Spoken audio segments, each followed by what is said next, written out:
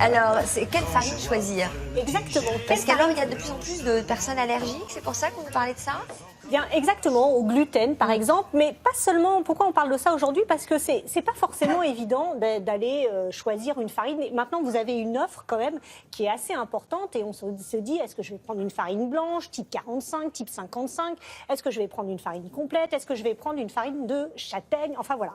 Donc, on voulait vous parler déjà de la farine pour vous aider à la choisir. La farine, elle vient du grain de blé, mais du grain de blé tendre. Le grain de blé dur va être réservé à tout ce qui est semoule, par exemple, ou tout ce qui est biscuiterie. Voilà, tout ce qui est biscuit dans la grande distribution. Alors, le grain de blé tendre, il se compose, si vous voulez, de 3 parties. C'est juste pour vous expliquer. Vous allez voir. Non, mais c'est tout ça. Vous n'allez pas nous faire un petit J'ai schéma? pas de parcours. Oh, c'est dommage. Alors, le grain de blé. Le grain de blé. Il y Nous a avons l'enveloppe.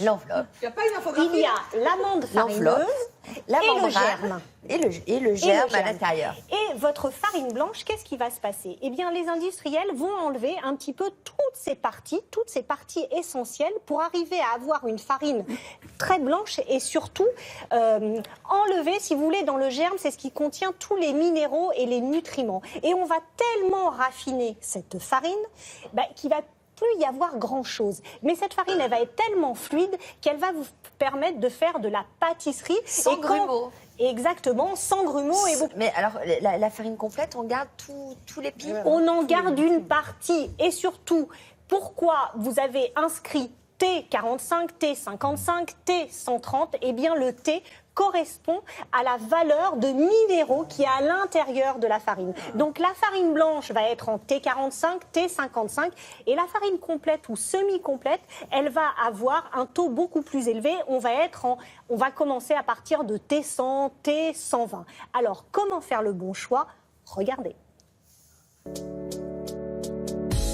Intégrale, semi-complète, blanche, nos farines de blé sont toutes fabriquées à partir de grains de blé tendre, dont l'enveloppe est enlevée et le cœur broyé puis raffiné pour obtenir des produits aux propriétés nutritionnelles différentes.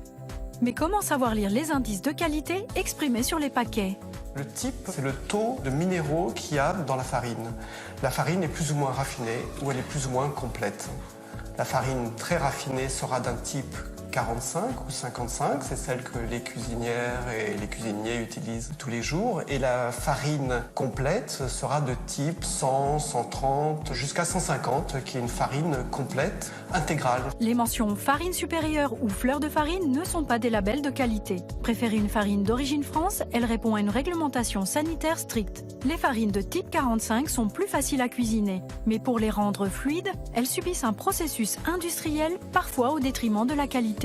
On est peut-être allé trop loin dans l'évolution des variétés de blé et dans la prédominance des protéines de gluten, qui donne l'élasticité de la farine et des préparations. C'est pour ça que les consommateurs s'orientent vers des farines plus complètes, des produits qui vont vraiment leur apporter quelque chose sur le plan nutritif.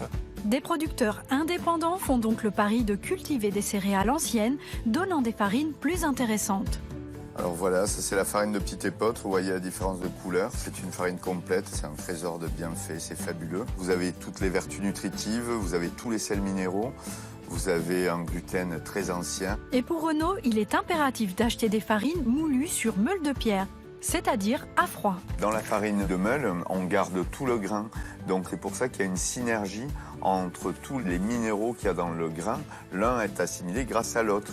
Dans cette farine complète, vous avez tout. Par rapport à une farine industrielle qui sera épurée, ça ne sera pas la même chose, bien sûr, au niveau nutritif. Enfin, les farines de blé peuvent être complétées par des farines de maïs, de riz, de quinoa ou de châtaigne. Une nouvelle tendance plébiscitée par cet artisan boulanger. Nous, à la boulangerie, on a un éventail de farines qui est très grand. C'est-à-dire qu'on va travailler sur la farine de meule, on va travailler sur des farines complètes, on va travailler du grand épeautre, du petit épeautre, du sarrasin, de la farine de châtaigne. De plus en plus, les clients achètent et viennent sur ce type de farine. Ces farines sont 5 fois plus chères qu'une farine traditionnelle, mais plus digestes et plus savoureuses.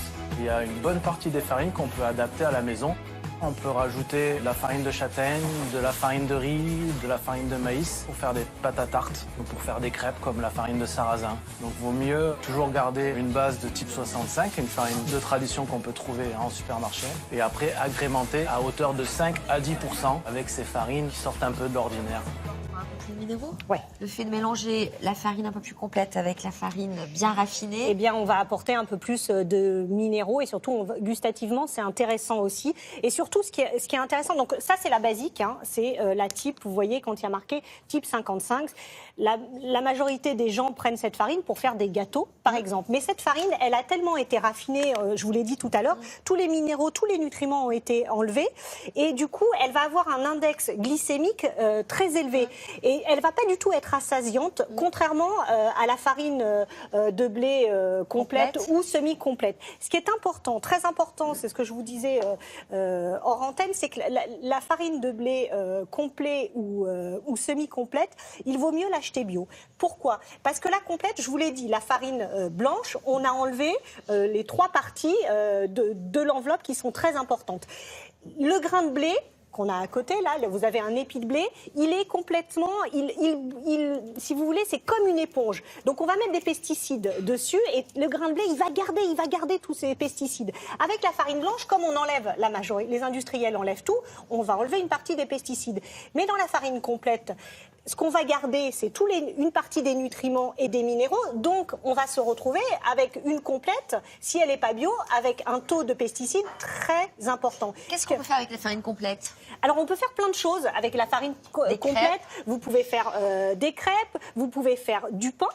Surtout, vous pouvez même faire des gâteaux. Et ce qui est intéressant, c'est ce que disait notre boulanger, la farine complète, elle a un index glycémique qui est beaucoup moins élevé. Donc, elle va être beaucoup plus rassasiante. Et ce qu'on peut faire, c'est coupler 2 farines pour que ce soit intéressant. Et la farine blanche, elle est chargée, si vous voulez, en protéines, elle est chargée en gluten. C'est pour ça qu'aujourd'hui, les gens se tournent vers d'autres, par exemple la farine de châtaigne, la farine d'épeautre, ces farines, elles vont être beaucoup plus intéressantes au niveau nutritionnel. Voilà, le petit épeautre. Oui, ça c'est pas mal à mettre dans des salades. On peut les mettre dans des salades, tout à fait. Ou du blé, ça c'est des grains de blé. Oui, ça c'est des grains de blé. Et là, vous avez par exemple des petits sablés faits au petit épeautre. Très bien. Voilà. Merci.